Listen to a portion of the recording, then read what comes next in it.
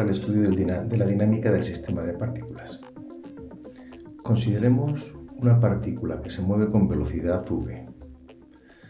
Llamaremos cantidad de movimiento o momento lineal al producto de su masa por el vector velocidad. Así pues, la cantidad de movimiento será también un vector cuyas unidades serán kilogramo por metro partido de segundo. Un sistema de partículas es un grupo de partículas independientes las unas de las otras, moviéndose también en el espacio. La cantidad de movimiento del sistema de partículas será la suma de la cantidad de movimiento de cada una de ellas.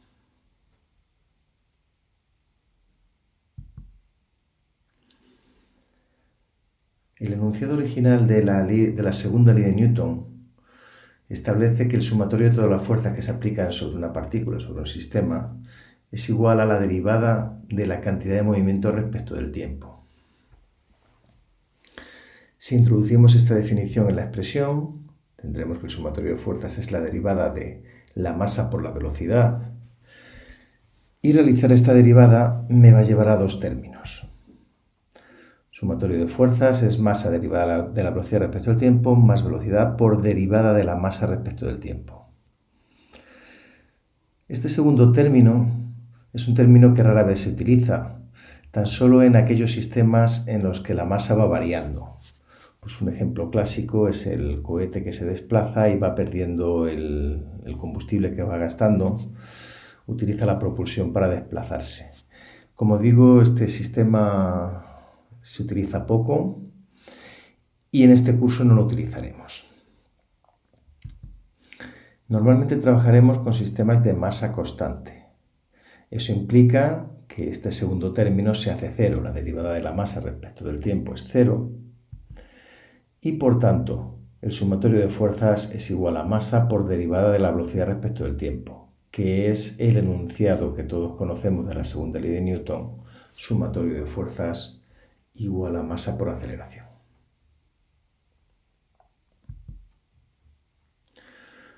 Consideremos un grupo de partículas. Pueden interaccionar entre sí, pero las vamos a considerar como un sistema que no interacciona con el exterior, es decir, no hay ninguna fuerza externa aplicada sobre este sistema. Una abstracción matemática podría ser esa mesa de billar si despreciamos rozamientos y fuerzas de gravedad. Es decir, estas expresiones se van a aplicar a ese movimiento de las bolas, lo único que se aplicarán tan solo en el momento de los choques, no cuando está desplazándose en sus trayectorias. Si no hay ninguna fuerza externa, el sumatorio de fuerzas es igual a cero sobre todo el sistema. Eso implica que la derivada de la cantidad de movimiento total de todo el sistema será cero y por tanto la cantidad de movimiento total será constante. Aprovechemos esta condición para ver algún ejemplo práctico de cómo trabajar con sistema de partículas y más concretamente con los choques. Pensemos en estas dos bolas que comienzan a moverse, sufren un choque y continúan desplazándose cada una en una dirección y con una velocidad. En este choque no ha habido ninguna fuerza externa. Todas las fuerzas que se han producido ha sido dentro del sistema de estas dos partículas. Así pues, la cantidad de movimiento total del sistema debe ser constante. No hay ninguna fuerza externa, no hay nada que modifique esa cantidad de movimiento. Pero es evidente que la cantidad de movimiento de cada una de las bolas sí que se ha modificado en el choque.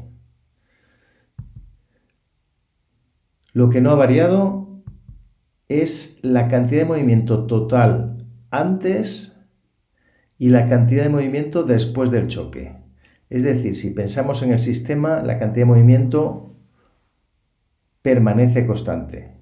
es en cada una de las bolas individuales, cada uno de los miembros de ese sistema individuales, donde sí que se modifica en el choque. Podremos decir, por tanto, que la suma de las cantidades de movimientos antes del choque será igual a la suma de cantidad de movimientos después del choque. Lo llamaremos con S' para abreviar las cantidades después del choque. Reseñar que esto es una magnitud vectorial, la cantidad de movimiento, por tanto tiene que ser una suma vectorial. Veamos un ejemplo práctico de este choque concretamente, de cómo tratarlo matemáticamente. Consideremos dos partículas de masa M1 y M2 que chocan en el origen de coordenadas y salen del choque pues cada una con su velocidad, formando los ángulos que vemos en la pantalla, tanto antes de llegar como después de impactar. Como hemos dicho, la cantidad de movimiento permanecerá constante antes y después. Así pues, el producto de la masa de la primera partícula por su velocidad más la masa de la segunda por la velocidad antes del choque será la cantidad de movimiento total. También será igual a la masa de la primera partícula por su velocidad después del choque más la masa de la segunda partícula por su velocidad después del choque, que también será igual a la cantidad de movimiento total de ese sistema. Veamos cómo calcularlo. Consideremos esa primera masa que se desplaza con velocidad v. Hay distintas formas de tratar esto matemáticamente. En este caso yo he preferido llamar alfa a este que tenemos en la pantalla en vez de su complementario, que nos daría magnitudes absolutas. Lo que voy a hacer es descomponer esta velocidad en su componente horizontal y su componente vertical, v1x, v1y, de tal forma que la cantidad de movimiento será la masa por la velocidad, es decir, masa por v1x más m1 por v1y. Y en este caso, además, en cuanto lo asocia a los vectores unitarios, la componente vertical le voy a poner el signo negativo, ya que va hacia abajo.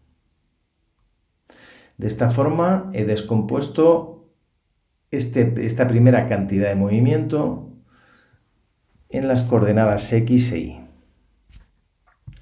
Esto lo podré hacer exactamente igual. Fijémonos en la posición de esta velocidad. Ahora las dos componentes x e y van a ser positivas, van hacia la derecha y hacia arriba respectivamente. La x con el coseno, la y con el seno.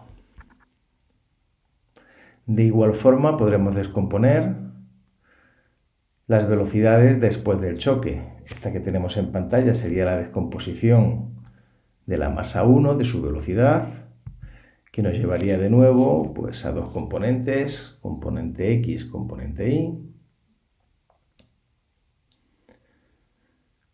Y por último podríamos descomponer la segunda masa, su velocidad, que me llevará a componente x y a una componente y que también será negativa en este caso.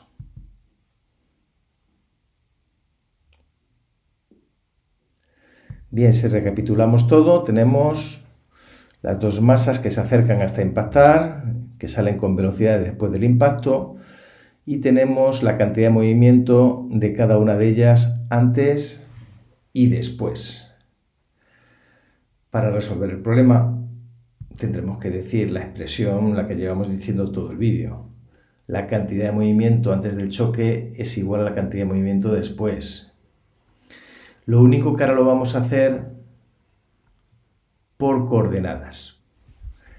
Bien, aplicamos a cada uno de los ejes esta conservación de la cantidad de movimiento y tendremos las ecuaciones que nos van a permitir deducir los parámetros que se pidan en cada problema.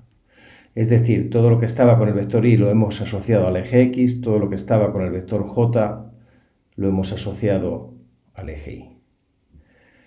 De esta forma, calcularemos los parámetros que se pidan